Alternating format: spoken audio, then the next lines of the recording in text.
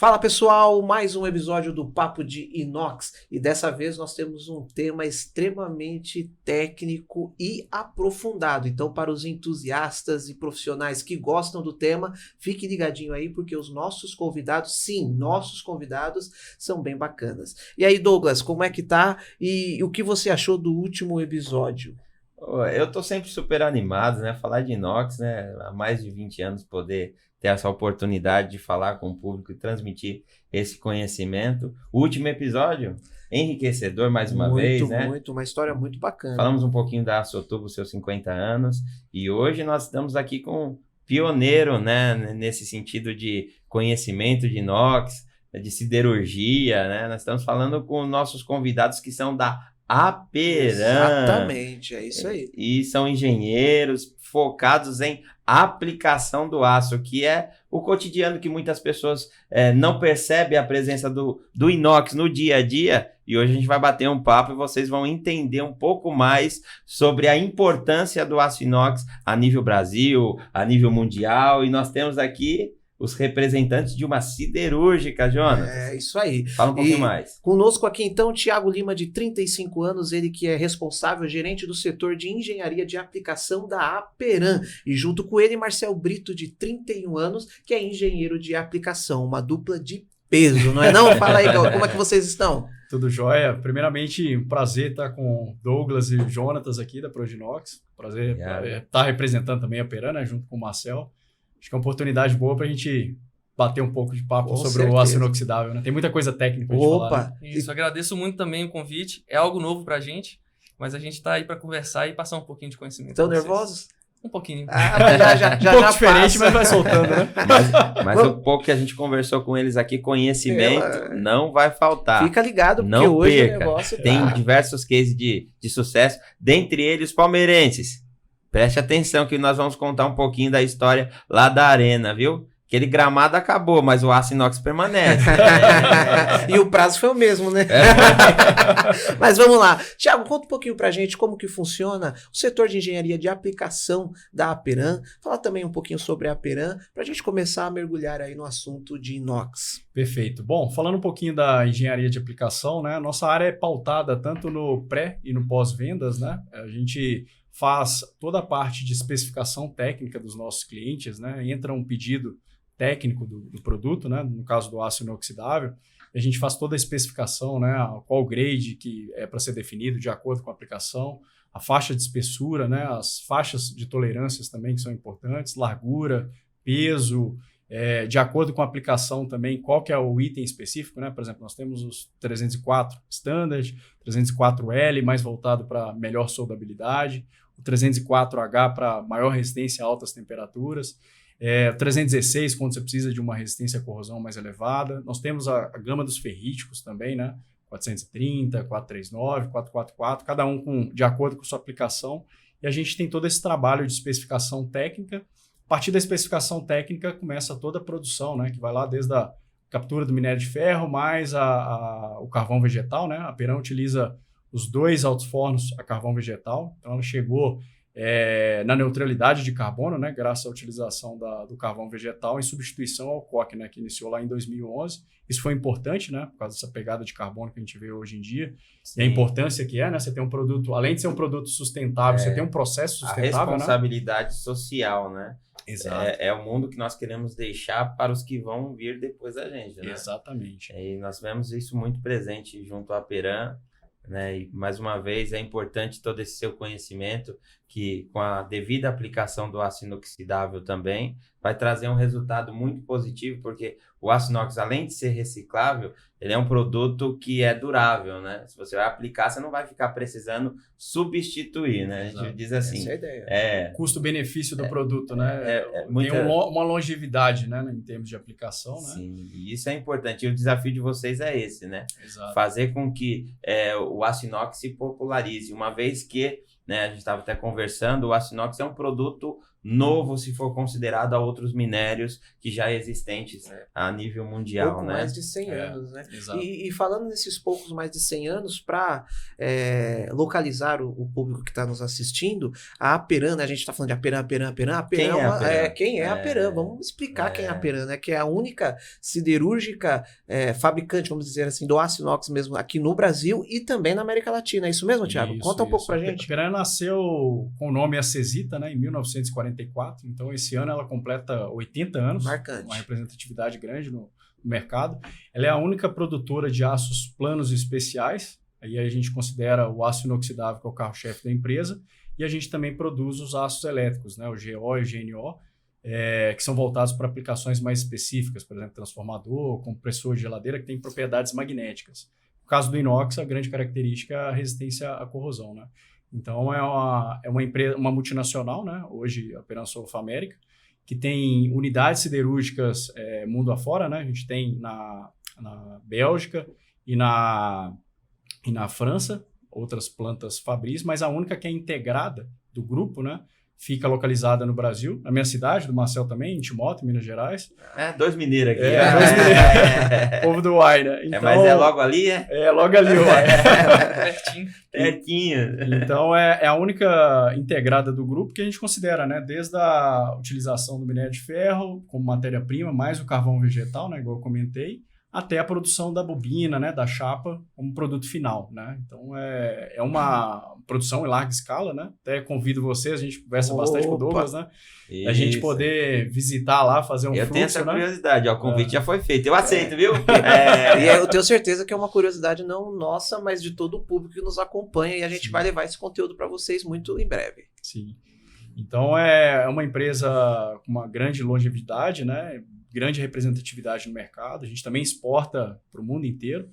Então, mas a gente é mais focado, né, no mercado interno. Sim. E a gente atua na engenharia de aplicação. A gente também tem uma parte interessante que é o pós-vendas, né? Então, toda a gama de clientes da Aperam, a gente também cuida deles, né, tecnicamente. Então, treinamentos técnicos, a gente promove treinamentos técnicos com os clientes. Fomenta o conhecimento. Para ampliar o desenvolvimento do inox, né, no mercado. Para que o inox se popularize e tenha a correta aplicação. Porque nós temos essa dificuldade muito grande lá, né? Porque diversos clientes que são o consumidor, não o final, mas que são o intermediário, por exemplo, uma construtora que está fazendo um empreendimento, ou às vezes mesmo até uma construtora que está fazendo uma obra de infraestrutura.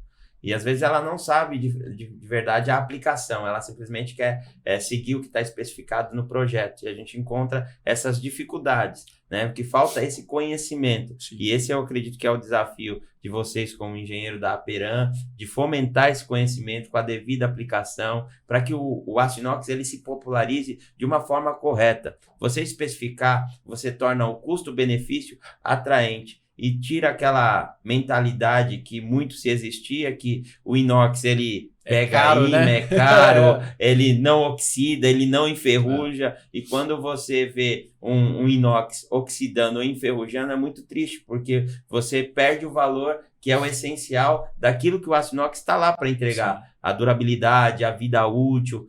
Porque muito se falou sobre a arquitetura. Por que arquitetura? Utiliza-se muito o aço inox com aquela finalidade de trazer estético, um produto estético, de boa aparência. Estético, né? O apelo estético é muito forte. Sim. Mas, de fato, o aço inox não é simplesmente o apelo estético ótimo, que é um material nobre, bonito, que é atraente. Porém, a principal finalidade, a composição dele é a resistência, a durabilidade, exato, além do apelo estético. Sim, sim. Ele já traz isso no nome, né? Aço inoxidável, você já espera que ele tenha uma resistência à corrosão alta.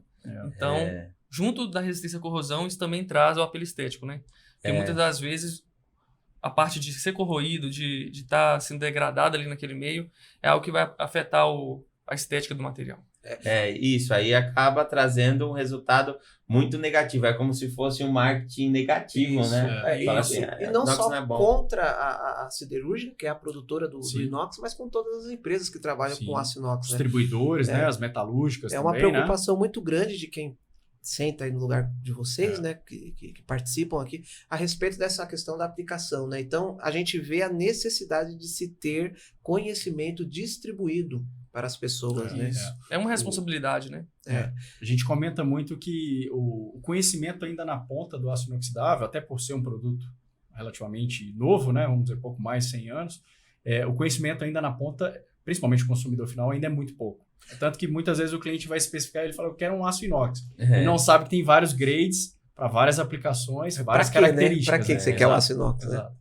E interessante, sempre quando fala 100 anos, eu fico na mente a questão da Aperam, né? 80 anos e o aço inox tem 100. Então, basicamente... Nasceram juntos? Nasceram juntos, né? Aliás, a Aperam, antiga Cesita, ela é a responsável por trazer o aço inox no país, né? Isso no Brasil. Né? É até interessante essa ligação que você fez, porque dá pra gente ligar com a história da Aperam também. Exatamente. Porque lá no passado, quando o metalúrgico Harley Berley fez a descoberta, vamos dizer assim. Fez a liga ali que se aproximaria do inox que a gente tem hoje como inox. Naquele momento, ele estava buscando um aço resistente ao desgaste. Por quê? Ele trabalhava em indústria bélica. Então, ele estava expondo... A finalidade era armamentismo, era uma época de guerra, né? Resistência ao desgaste nos canos das armas por conta da liberação dos gases. Exatamente. Essa era a finalidade da pesquisa dele. Então, assim, a resistência ao desgaste, ela veio como o princípio da pesquisa dele. Só que, ao fazer os ataques, fazer os tratamentos de superfície nas ligas que ele estava estudando, ele descobriu que teve uma liga ali que ela não oxidava depois de ser tratada com ácido nítrico. Então, isso bateu a curiosidade dele e ele seguiu com isso mais para frente e para poder virar o inox que é hoje. E a Aperam, quando ela estava sendo instalada lá nos projetos ainda, ela era uma empresa que estava sendo voltada para ser uma siderúrgica bélica. Entendi. Mas tava ela apontada para esse segmento, que seguiu né? para o caminho do aço inoxidável também. Então, é um ponto interessante essa questão, assim, muitas coisas no mundo, né? Espuma, vários materiais foram descobertos por acidente, você não estava procurando aquilo. Mas quanto mais você trabalha, mais acidente você tem, mais sorte você tem. E mais oportunidade. Mais oportunidade. E eu posso dizer que eu atrás de uma máquina laser também, saí 5 horas da manhã, capotei o carro, né? E você pergunta se eu desisti. Tem traumatismo craniano, edema cerebral, mas tô de pé aqui contando a história do inox. Né? Muito bom. Então sou igual o inox. Resistente. E até interessante, Douglas, que a descoberta, né, em termos do aço inoxidável, quando ele fez o ataque com ácido nítrico, que viu que não tinha reação, igual os aços comuns, né, os aços carbono, por exemplo, ele acabou descobrindo em termos de aplicação, porque ele acabou não tendo aplicação voltada para a parte bélica, né, vamos dizer assim, com inox, e foi voltado para quê? Para os talheres. Por quê? Antigamente os talheres corroíam com grande facilidade, porque era de aço carbono tradicional, ficar sendo substituídos, né? Tinha ácido liberado pelos alimentos e acabava corroendo, né? Naturalmente. E aí migrou-se do aço carbono para o aço inoxidável. E até hoje, né, a gente for ver o talher, que tem uma grande durabilidade, é aço inoxidável. Então né? você está dizendo o seguinte, que todos que hoje estão aí no Brasil têm acesso ao inox, não tem? Exato. Porque se você Tá no nosso dia a dia, né? Isso é fato. O talher está presente em todas as casas e às vezes a gente não dá a importância de fato ao aço inox para aquilo que ele veio, revolucionou, foi importante, surgiu em um momento de guerra, em um momento para uma finalidade que não era tão boa, né, vamos dizer assim, porque guerra nunca é bom, mas serviu para uma gama de aplicações inúmeras, entre elas o segmento hospitalar, a gente vê muito o aço inoxidável presente, principalmente o aço 316 em material cirúrgico, laboratorial, né? Laboratorial, enfim. Químico. A gente tem essa presença marcante no nosso dia a dia. Nós estamos aqui conversando com quem, de fato, especifica o material exatamente. Corretamente e tem por finalidade trazer esse conhecimento para fortalecer mais ainda este nosso mercado, que é do aço inoxidável. Mercado novo, né? Sim. De 100 anos, a gente está contando um pouquinho da história do aço inoxidável aqui e um pouquinho da história da Aperam com seus engenheiros dizendo a correta aplicação para que não seja manchado a história do inox, porque o inox não foi feito para acabar, mas se você não especificar ele corretamente, ele vai oxidar, ele vai enferrujar. É uma pergunta que eu quero fazer neste momento, o aço inox, ele enferruja? Ele enferruja, né? Assim, o aço inoxidável ele tem uma durabilidade de acordo com o seu grade, mas é importante porque às vezes o nome, né, o aço que não mancha, Ele, na verdade, ele até corrói ao longo do tempo. A diferença é dos grades, né, a resistência à corrosão de cada um, voltado para cada aplicação, também de acordo com a expectativa de cada cliente. Então, todo o nosso trabalho, né, que a gente sempre avalia, né, qual tipo de aplicação, se é uma aplicação industrial, qual meio que ele está, que vai estar especificado o aço inox, né, se tem um cloreto, se tem um aço sulfúrico, que às vezes é mais agressivo em termos de corrosão, qual a temperatura de trabalho, né? Muitas vezes os clientes eles não sabem que a temperatura influencia na resistência à corrosão juntamente com o meio, né? Então, a gente também avalia a temperatura de trabalho da aplicação. E isso é importante ressaltar, porque o cliente muitas vezes não tem esse conhecimento e, assim, de fato, se você for olhar, ele precisa ter. É algo que, na minha visão, ele não tem que ter. Quem tem que ter o conhecimento é quem está comercializando. Tá aplicando. É quem está aplicando. O que, no caso, seria a Proginox, uma empresa contratada, a Aperam, quem está vendendo. Sim. Então, tem que conhecer para que meio vai ser aplicado para poder informar o cliente ou aquela pessoa que está comprando a correta aplicação daquele material. Então, você precisa conhecer aonde ele vai ser instalado, a temperatura que ele vai, de fato, estar envolvida, os materiais que serão utilizados para manuseio, porque você muitas vezes vê o aço 304, o aço 316, o aço 444, que a gente até estava conversando aqui. Em determinadas funções ou para determinados segmentos, o aço 444 atende muito bem, com nível de resistência à oxidação até superior ao 304, mas em outra parte não. Né? Então aí a gente estava até conversando fora aqui, aí eu falei, nossa, para mim, na minha cabeça, que estou aí há 20 e poucos anos, achei que o aço inox 444 para uma finalidade ia muito bem, poderia ser substituído, mas calma aí. Eles falaram, calma aí, deixa eu explicar para você. Eu gostaria que o Marcel contasse um pouquinho. Eu queria complementar, é importante a gente falar que o aço ele nasce para aplicação. Ele não é feito e solto no mercado de forma a escolher o aço. Geralmente a gente recebe a aplicação, recebe as condições e quando existe a necessidade de desenvolvimento do aço, a gente faz o desenvolvimento pensando naquela aplicação. Então, todos os elementos de liga, cada elemento tem sua função. Você falou do 444, ele tem o molibdênio, que aumenta a resistência à corrosão por pits no aço. Se você não tiver uma condição histórica talvez do último material que você estava usando, de gerar pits ou uma condição com cloretos altos, às vezes não é necessário você utilizar um aço com alto molibdênio. Você pode usar um aço... não deixar super especificado, né? Exatamente, o aço em aplicação. Né? Porque, assim, esses elementos de ligas, eles são poderosos, mas eles também geram valor agregado no material. Então você eleva o custo. Exatamente. O TCO do material, às vezes, pode não ficar viável porque você está superestimando. Então, a correta aplicação, ela não é só para você fazer... evitar que o material corroa, mas também que você está colocando um material ali muito melhor do que você precisa. É você tornar o aço inox acessível. Acessível também. É a relação de custo-benefício. Se você superdimensiona, esse é um problema, né? E no setor de engenharia a gente vê muito isso, né? Exatamente. Você especifica algo super além do que você precisa para poder garantir a sua tranquilidade. Você deitar na cabeça no travesseiro e falar, nada vai acontecer porque eu superdimensionei. Só que o preço... Podemos trazer até um case já histórico aí, já tem um tempo e funciona muito bem. Vocês vão... Tá no dia a dia de todas as pessoas, quase todas as pessoas, né? Por exemplo, no ramo de construção civil, antigamente, todos os elevadores, eles eram de 304. Isso é algo que veio lá dos Estados Unidos, que veio no mercado. O 304, ele era o único aço utilizado para elevadores. E não havia um estudo relativo qual seria o aço inox, que seria o... Perfeito. Para aplicar para elevador. Aí que está o problema, porque...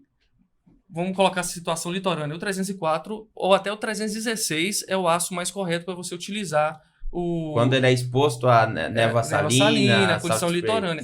Mas será que o cara que está lá no campo, um elevador no campo, vai existir elevador de carga, talvez, ou então talvez um prédio numa cidade pequena, mas longe de poluição? O cara não precisa de toda essa resistência à corrosão. Então, a gente fez um trabalho aí com o mercado de transferir parte dessa aplicação para os ferríticos. Trabalhamos com 439 no passado, hoje está com 441, que são aços bem similares, o que muda é a estabilização, né? Um é duas vezes estabilizado, né? Com 2 elementos, e o outro é só com 1.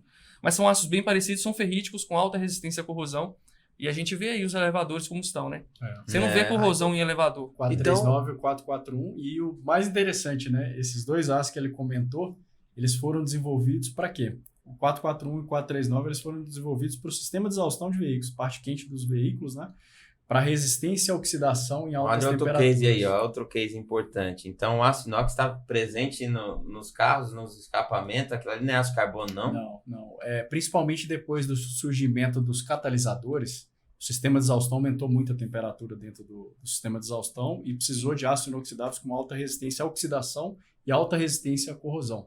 E além disso, né, o 439 e o 441 são aços inoxidáveis com alta estampabilidade, né, conformabilidade. Então, são aços que performam muito bem. Eles são, igual o Marcel comentou, bistabilizados, né, titânio e nióbio. Eles melhoram a soldabilidade, né, porque também tinha um preconceito no passado de que os ferríticos soldavam de forma ruim, e hoje não é verdade. Hoje a gente tem vários ferríticos com boa soldabilidade. E a parte fria do veículo ali, a gente já tem mais o 409, né, o tradicional, porque ele não tem uma temperatura tão elevada, o teor de cromo dele é mais baixo, mas são dois cases aí, né, tanto do elevador, tanto do sistema de exaustão, com aços ferríticos. E né? a necessidade de conhecimento, Jonas? E a Peran, então, ela encabeça pesquisas para fazer aplicações, mudar aplicações se necessário, sugerir aplicações, colocar novas aplicações no mercado. Essas demandas estão no nosso dia a dia, né? Porque a gente tem contato direto com o cliente sempre. Então, às vezes a reclamação, entre aspas, do cliente é uma oportunidade. Às vezes ela é uma A oportunidade. dor do cliente, às vezes, é uma oportunidade para você desenvolver um aço melhor. Olha, Você ajudar o cliente. Pega aí, hein, ó, pega essa questão. Então, quando a gente está dentro do cliente, vendo o processo, a gente, com o conhecimento que a gente tem de aço, a gente consegue entender melhor o que ele precisa. Então, muitas das vezes, se você está longe, você não sabe como está sendo aplicado o aço inox, às vezes fica difícil a especificação. Então, você tem que conhecer mesmo. O Thiago comentou aqui, temperatura, concentração, questão de ciclo de uso também é muito importante. Região do Brasil, por exemplo, vamos falar do Brasil. Proximidade com a região litorânea também, né? Poluição do ar, frequência de chuva, Tudo muita isso variável. interfere, né? E tem que ter esse conhecimento para poder indicar qual material é o correto para ser utilizado. Principalmente, por exemplo, essa rede automotiva, né? Produtores de automóveis, né? Que são as grandes, né? Que nós conhecemos, tanto veículo leve e pesado, hoje boa parte do sistema de exaustão são aço inoxidáveis. Então, a vida útil, se você for pensar na questão, nessa relação, nessa correlação entre vida útil, você pega um carbono, né? Um de carbono que era utilizado anteriormente, qual que era a vida útil? Qual que era a insatisfação do cliente que compra um carro que daqui a, sei lá, 2 anos ou 1 ano e meio tá tendo que trocar o escapamento? Qual que é qual que é a avaliação dele? Não vou querer esse carro, não. A parte dele estraga, o material não é bom. Isso é interessante que hoje em dia você não vê escapamento caindo pelo chão mais. É verdade. Eu lembro aquelas Brasílias. E essa migração para o inox, a durabilidade aumentou muito. Né? Já caiu. Tinha um Uno.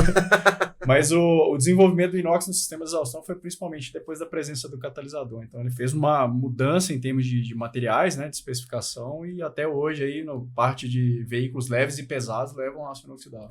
Mas é bom dizer para o nosso ouvinte ou o nosso que está visualizando aqui que aço inox não pode ser aquele frajuto, aquele falso que é pintado, não, e fala assim, não, isso aqui é aço inox.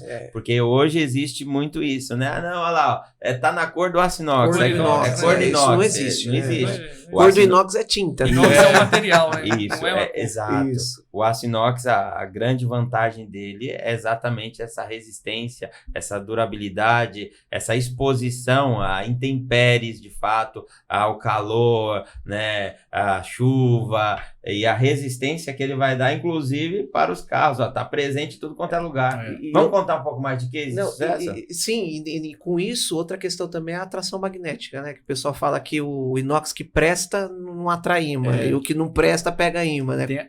Vocês sofrem com isso lá? Tem até um ponto importante, né? A gente criou recentemente o site Inox de Verdade para justamente quebrar alguns paradigmas que existem no mercado. Repete aí, Thiago. O site chama Inox de Verdade. Inoxdeverdade.com.br? Como que é isso? Isso. Legal. E aí, nesse site tem vários temas, né? Dentre eles, a gente quebra o paradigma do magnetismo, que infelizmente, né, ao longo do tempo, é uma cultura, né? Foi uma cultura que foi desenvolvida, né, de que aços ferríticos não teriam boa resistência à corrosão pelo fato de pegar ímã. E é uma inverdade, né? A gente sabe que os ferríticos, ele tem a microestrutura ferrítica, né? Por isso que ele leva o nome de aço inoxidável ferrítico. Porém, a microestrutura ela não define a resistência à corrosão. ela só tem uma característica magnética a mais, inclusive aplicações com ferrítico, que o magnetismo é interessante, por exemplo, separador magnético, muitas vezes é utilizado 430 e 410, que são ferríticos. Sim. O ímã que pega na porta de geladeira, geralmente é porque o aço é ferrítico, o aço inoxidável é ferrítico. Logicamente, se tem uma aplicação que o magnetismo não é interessante, você não vai direcionar para um ferrítico. Mas a gente tem aplicações, por exemplo, o próprio Allianz Parque fachada, a gente tem o 444, que é um aço inoxidável ferrítico com alta resistência à corrosão. Então, a gente quebra o paradigma, né, de que o magnetismo está atrelado à composição química, que não é uma verdade, o magnetismo está atrelado à microestrutura do material, e a composição química, né, que é principalmente os elementos cromo, molibdênio, nitrogênio, que fazem aumentar ou não a resistência à corrosão. Estamos aprendendo química aqui. Isso é ensino médio, né? Se eu for lá no Allianz Parque, então eu consigo colocar o ímã lá, pega ímã e a resistência à corrosão muito boa. E o inox presta. O gramado acabou antes dos 10 anos. Quanto tempo que vocês deram de prazo lá?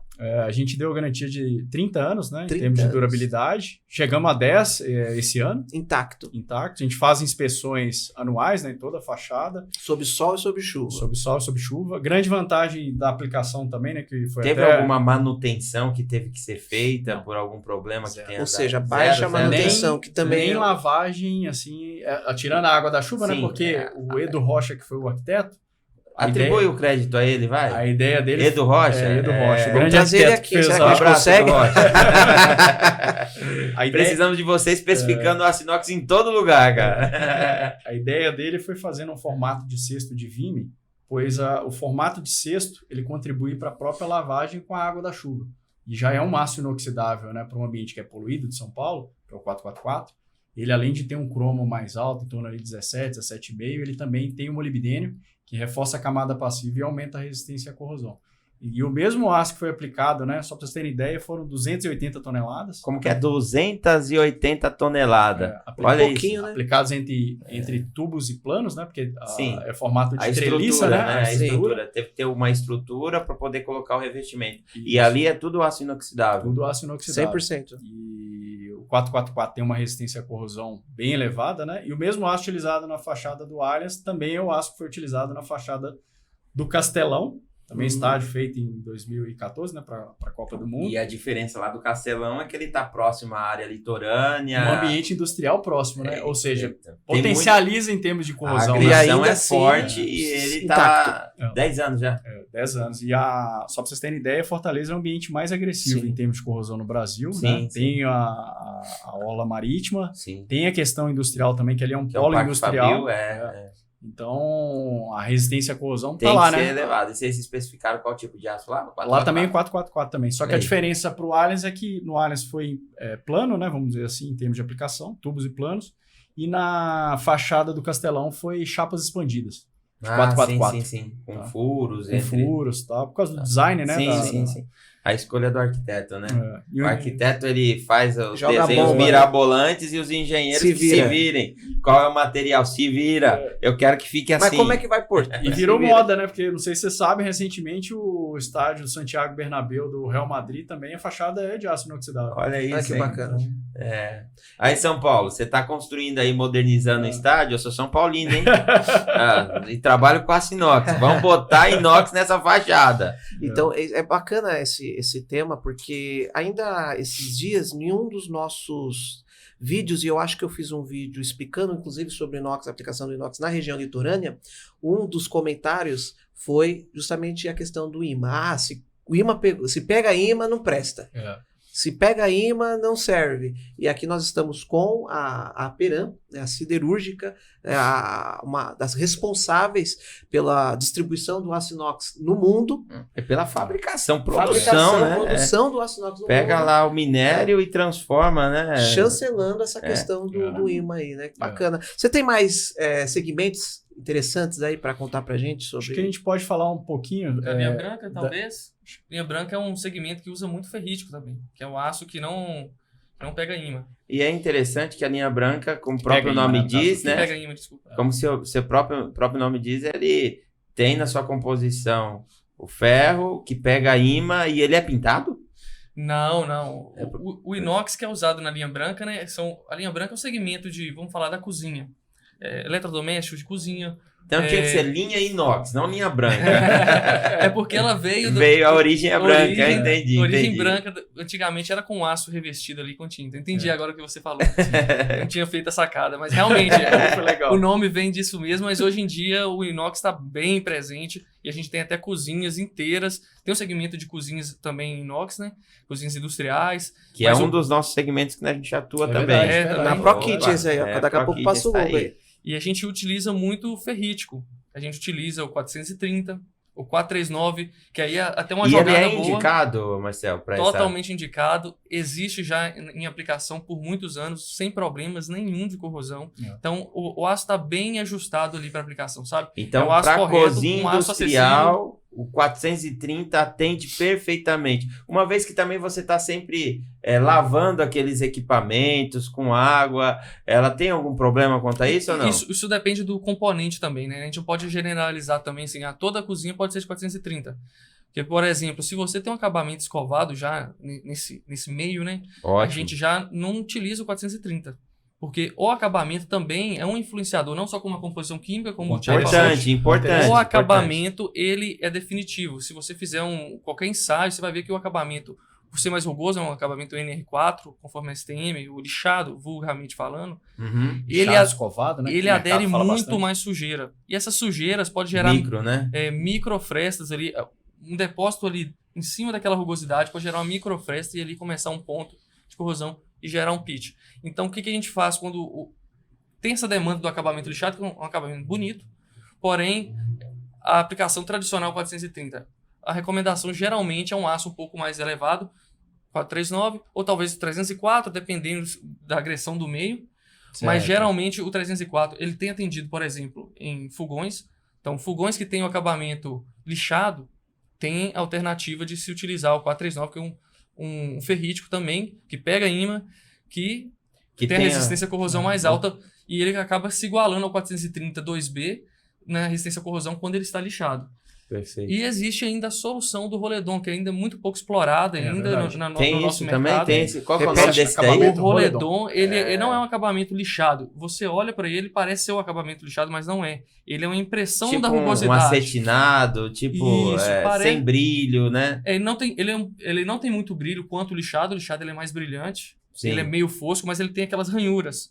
Mas essas ranhuras não são remoção de material como no lixado. Ele é um cilindro que possui aquele relevo. É um cilindro que possui aquele relevo que ele aplica, é aplicada a força. Lamina o material mesmo. E você tem ali a impressão daquela rugosidade do cilindro no material. Então você não agride a superfície, você não gera tensões superficiais. Você não desgasta o material para fazer. Exatamente, aquilo. Você não desgasta o material. Você não afina ele, você não tira propriedade, né? Você não perde espessura ali, apesar de lixado tira muito pouca espessura. E você mantém resistência à corrosão porque você mantém ali o nível de estresse da superfície bem mais tranquilo do que quando você lixa. Então 430 Roledon, ele tem uma resistência à corrosão muito similar ao 430 2B. Então, ele é uma solução. O 2B, só puxando o gancho que o Marcel comentou, também é laminação, o acabamento. Só que você usa, ao invés de ser um cilindro rugoso, você usa um cilindro polido. E aí ele transfere a rugosidade do cilindro através da laminação na superfície. Então, aquele acabamento 2B, brilhante, é um acabamento mecânico, né? E em termos de resistência à corrosão, que é um ponto interessante até para o mercado, toda vez que você tem acabamentos polidos, brilhante, a resistência à corrosão é maior do que algum que você tem alguma agressão na superfície, igual lixado. Ótimo. Isso é uma boa sugestão e informação, né? Porque é algo que normalmente a gente tenta especificar e orientar o nosso consumidor, o nosso cliente, né? Porque ele vem com aquele apelo, eu quero o material escovado porque eu não tenho que ficar limpando toda hora, porque o polido, você botou a mão, ele transfere aquela manchinha de gordura e tem que ficar limpando e tal. Só que, para as especificações corretas, por exemplo, um laboratório, setor hospitalar, segmento por exemplo, hospitalar, né? Quanto mais polido, melhor. Né? Menor adesão de bactéria, melhor facilidade de limpeza, né? O acabamento sanitário, que eles chamam, né? Sanitário. Então, a gente tem por obrigação sempre informar. Lógico que a escolha também vai por conta do cliente que está pagando a conta no final. Sim. Mas a gente, como formador de opinião, de conhecimento, a gente tem que informar para ele, o recomendado para esse segmento, para esta finalidade, por conta disso, foi o que a gente comentou aqui, a gente está sugerindo e falando para você, ó, o material ideal é esse. Mas aí a escolha é de quem está comprando. Um ponto importante também que o Marcel comentou na linha branca, né? E até voltando para os nossos desenvolvimentos, a Peram hoje ela tem um aço com boa estampabilidade também. Que eu ia falar. Que a gente tem o 430 tradicional, o standard, e a gente tem o 430 DDQ, que a gente chama Deep Drawing Quality, né? Para estampagem profunda. Ou seja, se às vezes você vai ter alguma pia com um raio mais profundo, uma mesa de fogão com um raio mais complexo, é o aço mais indicado para estampagem profunda.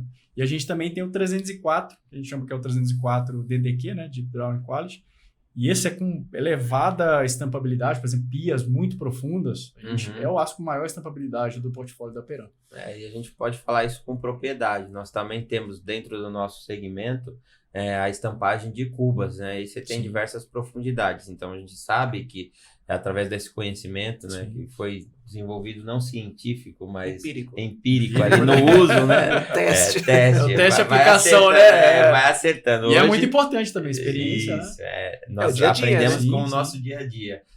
E por isso que é importante um podcast como esse, trazer esse conhecimento para a devida especificação. Né? Então a gente sabe que hoje, por conhecimento de fato fazendo, que o 430 tem exatamente uma elasticidade maior, uma estampabilidade muito melhor, o 304 também, entre outros materiais. A gente sabe, por exemplo, que o 444 é um material mais dúctil, que acaba não tendo essa estampabilidade. Hoje tem no mercado também um segmento, que é a linha 200 também, que está vindo material de fora, e aí é um problema, porque quando você tenta estampar com esse material, por exemplo, ele trinca, ele quebra, ele rasga. Tem muito fenômeno season cracking, né? Por conta da sua composição química. Né? Principalmente por causa do manganês mais elevado, né? Nitrogênio. E o nitrogênio também. Isso é um problema, que a gente já percebeu, né, que para nós não se encaixa por conta das aplicações. Fizemos até ensaios internamente sobre esse assunto, né? Sobre esse aço, para fazer avaliação mesmo,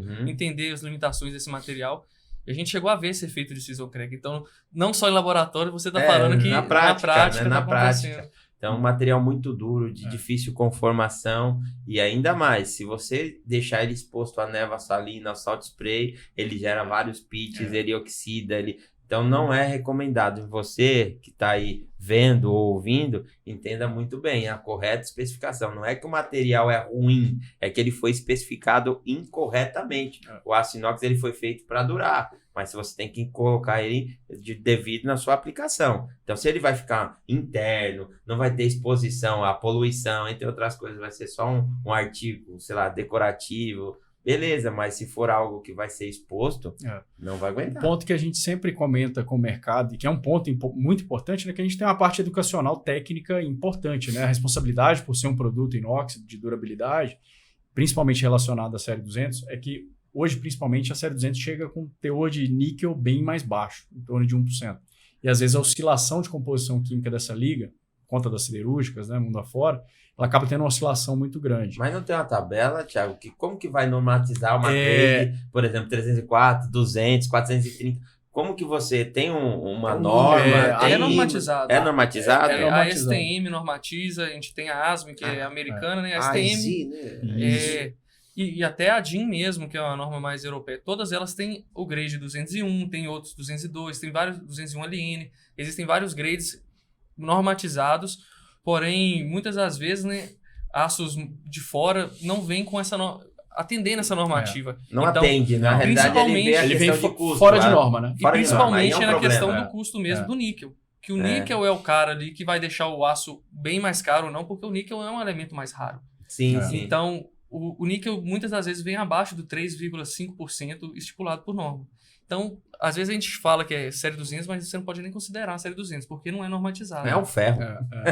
É um ferro com aparência de inox, cromo, né? Tem cromo, então você pode falar que é um inox, tem cromo, mas qual inox que é? Qual aplicação você usa um inox que você não conhece?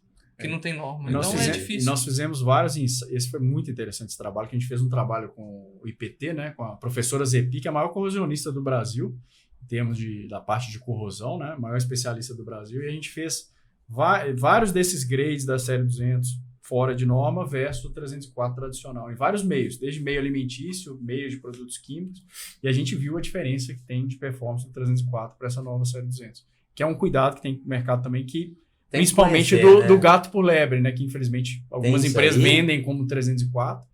E é um cuidado, né? Inclusive a gente distribui o gel decapante como uma forma simples de identificação.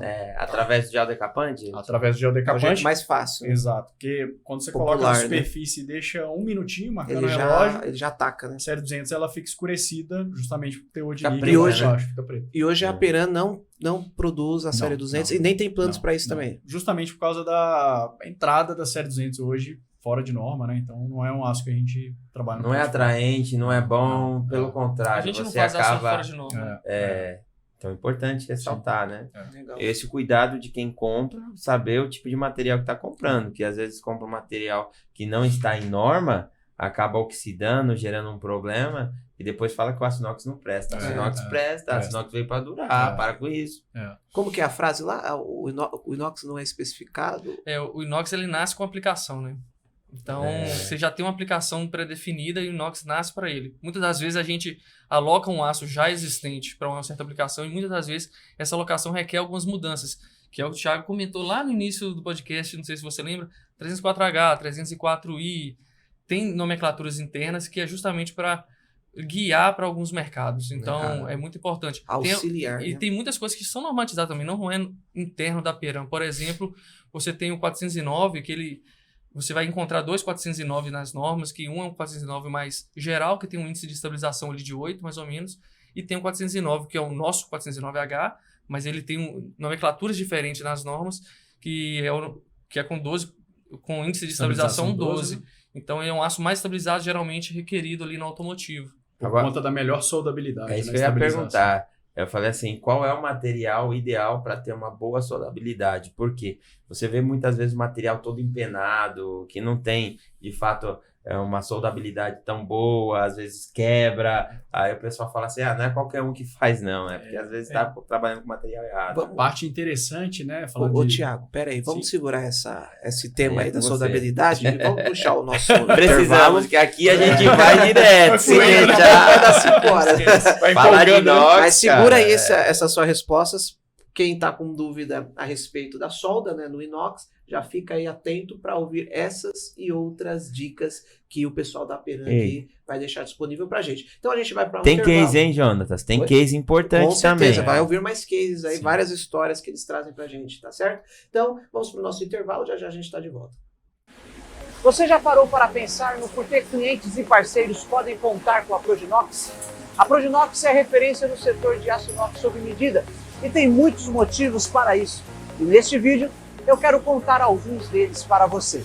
Uma empresa com certificação ISO 9001 que mostra a busca por melhoria contínua por meio da organização, implementação de sistemas de produtividade e qualidade. Investimentos em novas tecnologias, sempre para proporcionar maior gama de atendimento aos clientes, como a máquina de corte a laser turbo e maquinários de alta performance. O cuidado com o atendimento técnico, sempre pensando na correta orientação para o cliente, buscando um investimento justo e aplicabilidade eficaz. Por isso, contamos com vendedores especializados, engenheiros, projetistas e profissionais na linha de produção com experiência de mercado. Todos os projetos seguem as normas técnicas, seja da ABNT, seja da Anvisa. E todo o time tem o cuidado e o prazer de entregar um produto com qualidade. Características essas que têm marcado a Proginox nos seus mais de 20 anos de atuação, onde é referência, uma potência no mercado de aço inox no Brasil.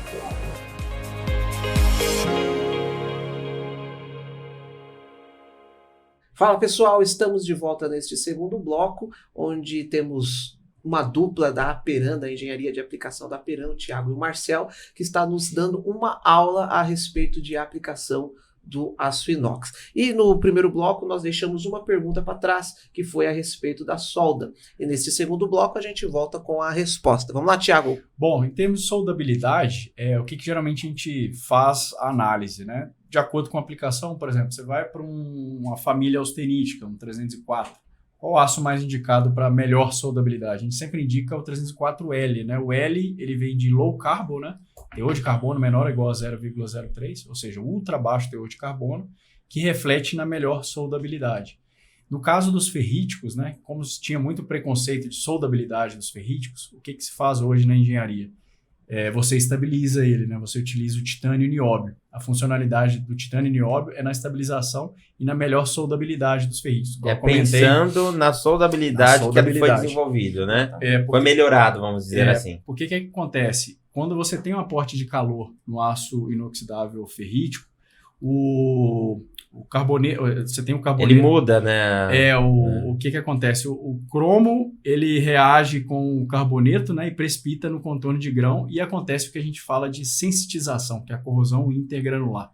Porque o cromo deixa de estar lá no grão para fazer seu papel fundamental de corrosão e vai para o contorno, deixando uma região sensitizada. E aí você adiciona o titânio e o nióbio, pela afinidade, ele tem maior interação com o carbono, e aí, ao invés de precipitar o cromo, precipita o titânio e o nióbio com o carboneto no contorno de grão, deixando o quê? O cromo para fazer seu papel fundamental de resistência à corrosão. A gente vê que é aí tudo ele química, cria aquela né? camada, aquela brincadeira que os professores do ensino médio gostam, né? Hoje a gente tem o 409, por exemplo, que ele é monoestabilizado ao titânio, 439, 441 e 444 bistabilizado, titânio e nióbio, que ainda melhora mais na... Tudo pensando na soldabilidade. Então hoje a gente tem ferríticos muito bons para soldar, né? Então, entendi. Além disso, também o nióbio, né? Quando você fala na microestrutura dele, nesses aços 439, 441, ele além dessa questão de precipitar os carbonetos, ele também ajuda na fluência a quente.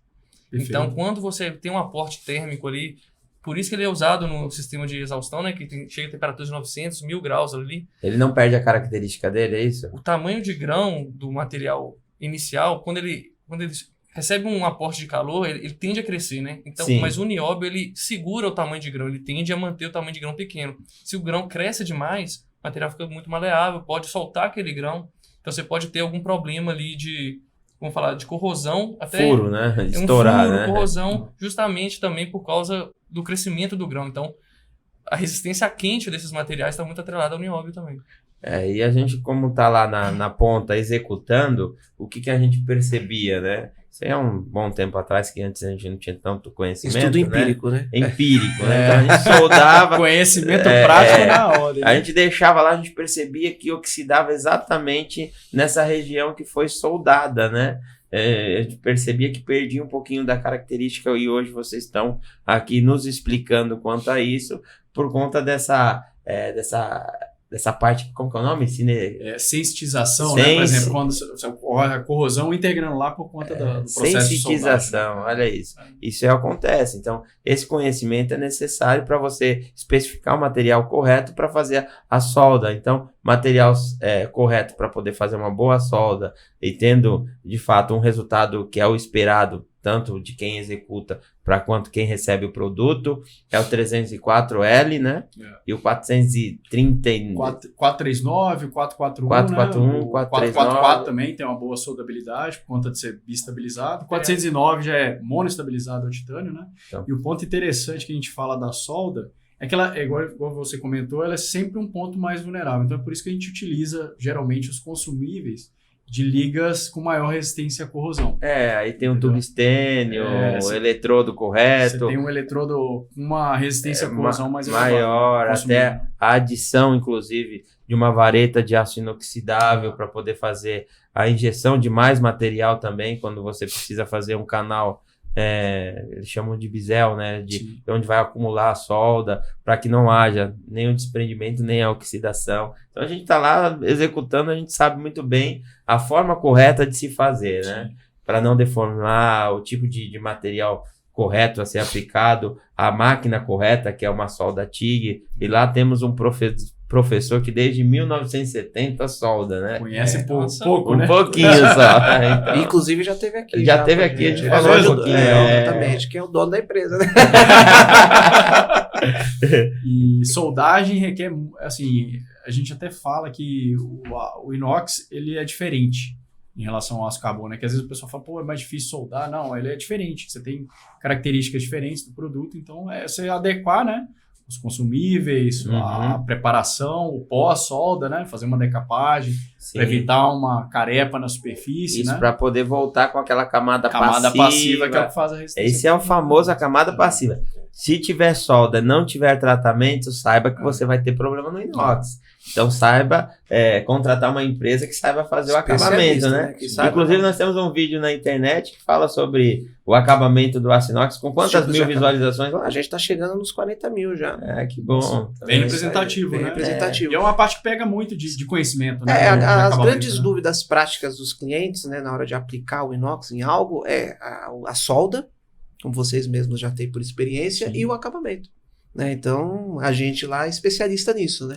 A gente trabalha com produto sob medida, então na hora de soldar a gente sabe o que fazer, e na hora de dar o acabamento a gente sabe qual que é o correto. Mais indicado, né? Acho que até pela aplicação de vocês é importante o acabamento também, né? Extremamente importante. Cada aplicação, né? Vamos falar sobre os segmentos? Eu acho que fica até bacana os cases que vocês estão dando. A gente já falou sobre a linha automotiva, a linha branca. Acho que é bacana falar sobre o óleo e gás. Sim, o que vocês têm aí de... Sim. O óleo e gás é um dos segmentos no Brasil que a gente puxa o aço inoxidável duplex, né? Que ele ainda é pouco conhecido em termos de conhecimento técnico.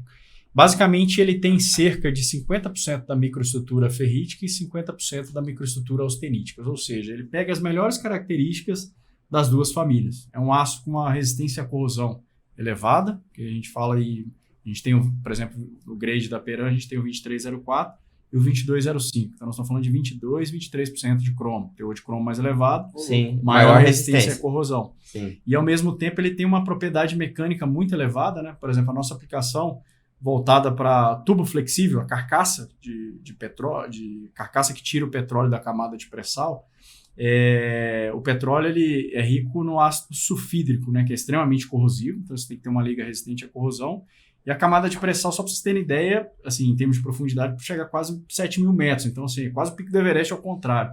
Profundidade elevada, pressão elevada, então você tem que ter uma tudo jogando contra, né? Tudo jogando para poder... Então você tem que ter uma carcaça com uma resistência mecânica extremamente alta, né? Limite de resistência muito elevado e resistência à corrosão muito alta. E o duplex é uma aplicação que não pode falhar, né? Então é o duplex que a gente utiliza, principalmente o 2205. E em específico para essa aplicação? Para essa aplicação. Aonde você encontra o duplex, por exemplo? A gente está falando bastante sobre o duplex, eu acredito que é algo novo no mercado, né?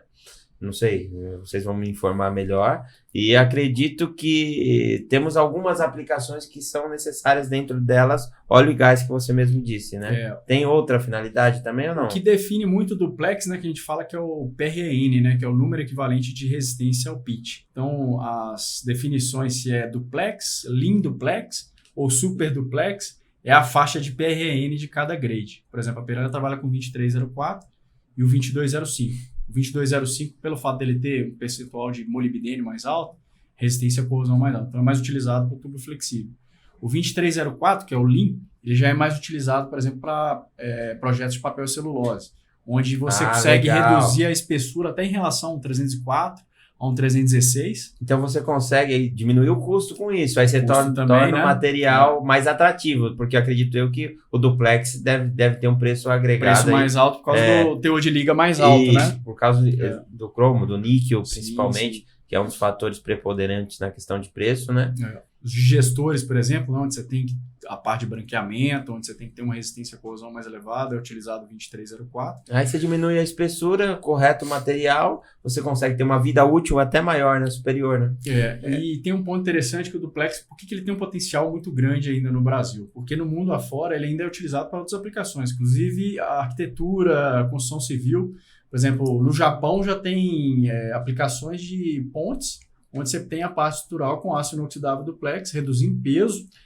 Então, assim, são aplicações diferentes, né? Voltadas para a construção civil, mas que no mundo afora já tem outras aplicações do duplex. Então, você está dizendo o seguinte, Thiago, que o nosso mercado do aço inox ele tem ainda um exponencial crescimento. A gente tem um consumo per capita por pessoa de 2 quilos se comparado à Europa, 18, é algo surreal, né? Sim. Então, existe aí um exponencial por conta exatamente do conhecimento que lá fora se dominou. Sim. E aí vai aplicando e vai se utilizando porque é acessível, vamos dizer assim, né? E muitas vezes, né, você pega o próprio Japão, por exemplo, ele tem muito conceito do ciclo de vida útil e não só o preço, né? Que é nós temos que mudar nossa cultura, nós temos que mudar nossa cultura. Que é o trabalho que a gente tem, fora investimento, lógico, né, toda a parte política também que ajuda, mas todo esse conceito do inox, né, de se enxergar ele como produto com um ciclo de vida útil mais alto, durável, sustentável, traz novas aplicações, baixa manutenção, né, tirando a pintura, às vezes em relação ao aço carbônico, tem que pintar.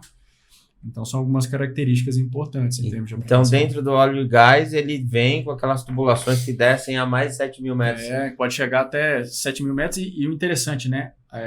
São vários tubos. A carcaça que vai em contato com o petróleo é aço inoxidável. E depois você tem cerca de 10 tubos de outros produtos até o final, que é um polímero que fecha o tubo. 10 tubulações. É muito complexo em termos de aplicação. Entendi. Mas muito interessante também. Você falou que tem um flexível também. Esse tubo ele é flexível, ele né? É flexível. A carcaça em si ele é um tubo flexível, né? Mas o duplex ele é flexível, ele é fácil com formação, não é? Ele é mais complexo pelo fato de ter teor de liga mais alta, né? Propriedade mecânica mais alta. Então ele não é indicado, por exemplo, uma área que vai usar para estamparia. Você não consegue estampar ele igual um 430, um 304, porque a propriedade mecânica dele é muito elevada. Né? Você teria que ter uma carga bem mais alta. Um equipamento preparado também. Você não ia ter um equipamento para puxar isso aí, não. E só para localizar quem nos escuta, o mínimo para ser considerado inox tem que ter cromo, o mínimo de cromo para ser considerado inox é 9, são 10,5%. 10,5%. Isso é normatizado também. Tá, então, para ser considerado inox, 10,5%. De cromo. Exatamente. De cromo. E o duplex tem 23%. Exatamente. Então, só pro... Você tem 23 no 2304 e 22 no 2205. Então, só para Então, para identificar o aço, é o cromo. É o cromo. Para identificar como aço inoxidável? Isso, aço exatamente. O cromo ele é o principal elemento do aço inoxidável, né? O ferro é a base, mas o cromo é quem torna ele inoxidável. O níquel também é extremamente importante, né? Ele vem junto ali do cromo, quase igual ao cromo, a importância dele, mas como vocês sabem, a gente tem ferríticos que não vão ao níquel, né? Sim. Então existem inoxidáveis sem níquel, os tradicionais são os 304, a série 300, que vem com níquel. E existem vários outros elementos de ligas também que são colocados, como a gente já comentou aqui, nióbio, titânio, molibdênio, para trazer alguma característica específica para o aço, né? Alguma coisa que está demandando ali naquela aplicação, então você quer melhorar. O 444 você faz uma adição um pouco a mais de cromo para aumentar a resistência à corrosão, além de colocar molibdênio para aumentar a corrosão por pits. Então, é um aço ferrítico, vou falar assim, bombado, né? O duplex que a gente estava falando aqui agora, ele também tem molibdênio, ele está em uma zona muito agressiva, então é preciso ter elementos de ligas, não só para estabilizar as duas fases, como o Thiago falou, né, a fase austenítica e fase ferrítica, né, então tem que ter um cromo elevado para competir com o níquel que vai trazer fase austenítica também, além de resistência à corrosão que o cromo alto vai trazer, molibdênio vai trazer corrosão por pit, e tem outros elementos, o nitrogênio também, carbono, são extremamente importantes. Nitrogênio, manganês, né, que está presente. Quando a gente fala de... Cada uma tem uma finalidade na composição química do inox, né? O cromo, o molibdênio e o nitrogênio, eles melhoram na resistência à corrosão por pit, que é o tipo de corrosão mais conhecido, que é aquela corrosão pontual, que às vezes são aquelas pontinhas, né? O níquel ele já melhora na corrosão generalizada, que é aquela corrosão sobre toda a superfície. Por isso que ele é mais indicado para aplicações onde está exposto a intempéries, né? As aplicações expostas, por exemplo. E aí, por exemplo, o manganês ele melhora a propriedade mecânica, o nitrogênio também melhora um pouco da propriedade mecânica do aço inox, né? Titânio e nióbio já é na questão da estabilização da soldagem. Então a gente até brinca, né? Porque é interessante que no processo produtivo da Peram, por exemplo, tudo isso é feito na cearia, né? Onde o aço está líquido ali. É igual a receita de bolo, você vai adicionando ou retirando elementos para transformar então, um grade ou no outro. O aço ele é líquido? O aço... Vai colocando tempero lá. Aliás, o temperinho, a composição química, né? Você começou na cearia, né? Comecei na cearia. Então por isso que conhece. Tem conhecimento muito elevado, já estava fabricando, né? E o Marcel já na fase final, né? Na área de qualidade e recozimento também, que é uma parte interessante também, muito técnica, né? Ele que apontava os defeitos da cearia, então. Ele ajudava a acabar com os defeitos. Boa. Você tá cheio das praias, né? O cara já veio pronto, ele veio pronto. O cara já veio pronto. Bem treinado. Mas bacana. Aí nós temos também aqui a presença do aço inoxidável na construção civil, né? Eu estive conversando com o Thiago, né? E teve um custo-benefício muito bom. A princípio houve um desembolso, mas a vida útil que pôde propiciar e a redução da espessura do que vai... Conta um pouquinho da história, vamos lá. Vai. Eu acho que da construção civil, igual o Marcel comentou, né? É muito amplo. Você tem aplicação igual do gabinete, elevador, que está inserido, né, no setor de construção civil. Fato. E a gente tem uma aplicação relativamente nova, desenvolvida no Brasil, que foi o caminhão betoneira, né?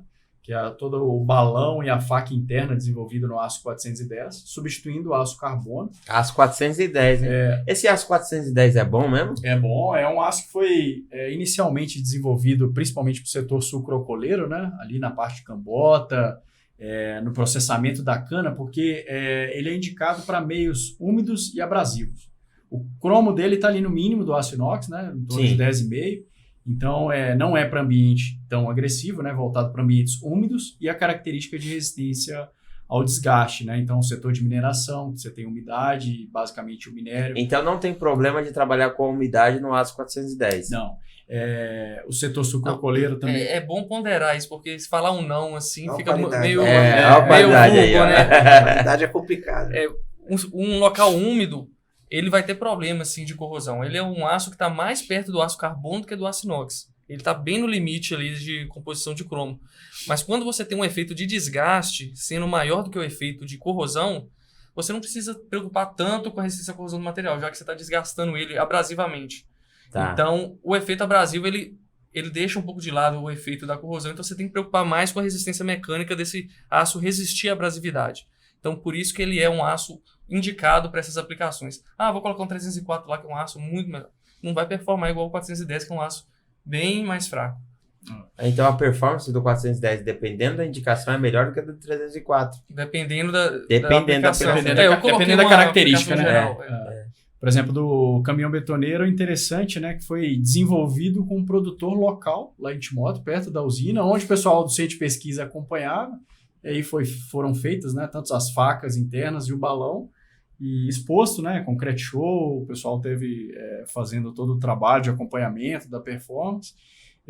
Em termos de durabilidade, ali tendo em cerca de triplicando a durabilidade em relação ao aço carbono, vamos dizer assim. O carbono duraria o quê? Uns 3, 4 anos? Para poder fazer a substituição? Chegando a 12, vamos dizer assim. E ainda tá rodando o caminhão, não é? Tá, e hoje tem vários, né, caminhões betoneiros rodando no mercado com aço inoxidável. E assim, tanto o facão, tanto a faca interna, porque a faca ela é o que desgasta primeiro, né? Por conta da velocidade, tudo, e depois é o balão. Então, assim, aplicação interessante. Geralmente é pintado, porque o 410, a resistência atmosférica, a exposição atmosférica é menor, né? Então, geralmente faz a pintura mais interna, onde é o desgaste, que é o mais importante, e resistência à corrosão. E ele vai muito bem, né? Diminuiu o peso, né? Que você falou que mudou a espessura. De peso também, então, né? aí houve uma economia também na questão de uso do caminhão, por conta do caminhão rodando mais leve, gasta menos combustível, desgasta menos pneu. Então, você percebe que a relação custo-benefício sempre o aço inox vai levar muito e muita vantagem. Na realidade, né, o caminhoneiro vai preferir levar mais concreto do que economizar na gasolina. Então, traz esse valor. Exatamente. Você consegue transportar uma quantidade maior de concreto. Você reduz a quantidade de fretes, uma obra grande. E muitas vezes é uma característica do inox ainda que eu acho que tem muito espaço ainda para explorar, que é a redução de peso, né? Porque como é um aço com uma propriedade mecânica mais elevada, muitas vezes limite de escoamento mais alto, você consegue reduzir a espessura, né? Reduzir o peso em termos de aplicação, que é importante, né? Eu vou dizer assim, pensou inox? Pensou pro Junão? Tá com medo só porque tá de frente pra feirão, pô. Os caras que fabricam. Pensou em inox, nós estamos aqui falando pra feirão, mas pensou em inox, já pensou pro Ginox, pô. A Peran fabrica, quem aplica é pro Ginox. Tô com medo. Gostei da frase. Mas a parceria tem sido legal aí com vocês, inclusive vocês também apresentaram no Inox Core lá, foi muito legal, né? O evento que a gente tem puxado com o mercado aí, que tem sido interessante, né? Aliás, foi uma ideia sua, né? O desenvolvimento do Inox Core. Sim, o Inox Core a gente pensou semelhante ao que é feito o Intercore, né? Que é o maior evento de corrosão, onde a gente viu a oportunidade, né? De se unir o meio acadêmico e os profissionais, né? Então, assim, é uma união que dá jogo, né? Então, a gente trouxe os professores, né, para palestrar, você trazer as informações técnicas mais aprofundadas. Conhecimento científico, né? Conhecimento científico atrelado aos conhecimentos profissionais, né, igual a Proginox apresentou lá muito bem, né, em termos de aplicação. A Peran também, porque a gente conhece bastante da aplicação. Ano retrasado, a gente trouxe o Roger, que é o gerente de infraestrutura do Allianz Parque, para falar do depoimento, né, em termos de aplicação. Então, a gente sempre faz essa dobradinha, né, do meio acadêmico com os profissionais.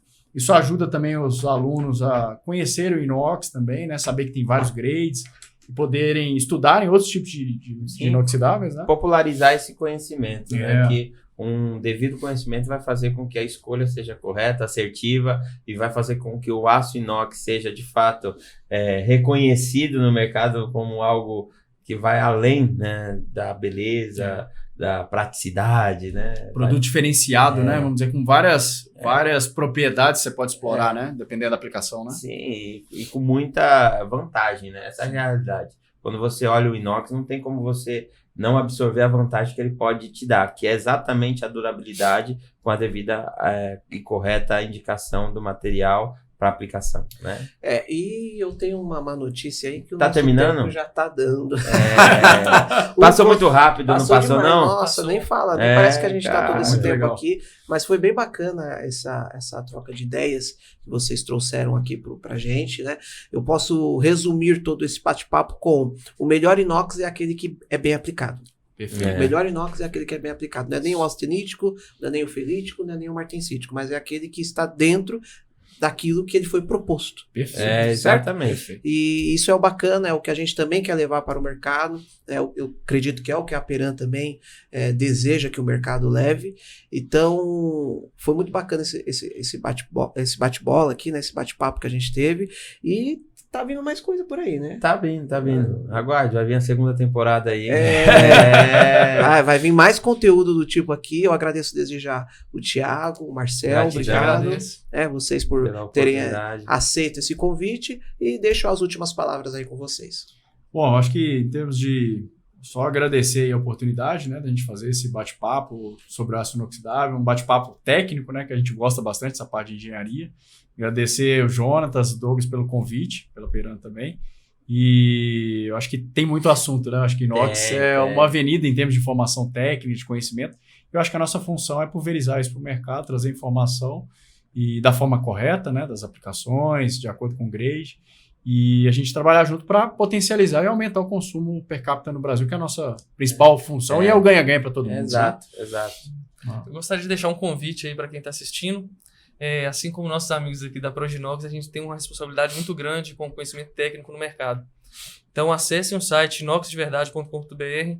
Lá tem muita informação técnica. O material está só crescendo. O site é um site vivo. Os acessos também. Então, tem muita coisa boa lá. Então, acessa lá, dá uma lida, aprende um pouquinho, envie sugestão, que a gente está trabalhando muito nesse site e a gente acha que é muito importante esse conhecimento no mercado. Ele tem que ser disseminado. Sim. Eu, primeiramente, quero agradecer a oportunidade de estar dividindo conhecimento, né?